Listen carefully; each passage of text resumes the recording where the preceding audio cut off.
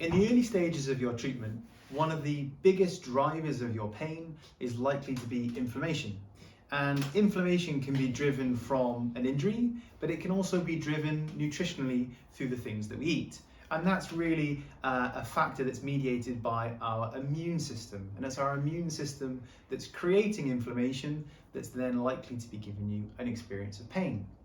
Now, people will have different immune types. And without getting into too much detail, we simply want to take away any nutritional drivers that might be increasing your inflammation as a little bit of a test.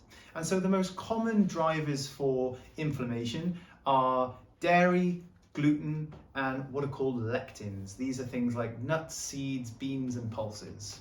And so you can either take away one thing, so say for example you take away gluten on one week, or you take away lectins on the next week, or dairy on the next, or if you're feeling brave, you can take them all away at once for a 14 to 30 day period only to try and see if I take away those drivers in the short term, is that going to help reduce the inflammation?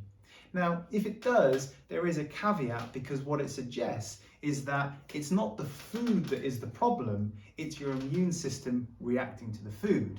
And so what that means is you may have some secondary problems, perhaps in the stomach or the gut, that is hypersensitive and causing a reaction to these foods. But the main thing is that we get the inflammation down. And so by stopping the drivers, which is dairy, gluten, and the lectins, then you're less likely to get that inflammation and experience pain.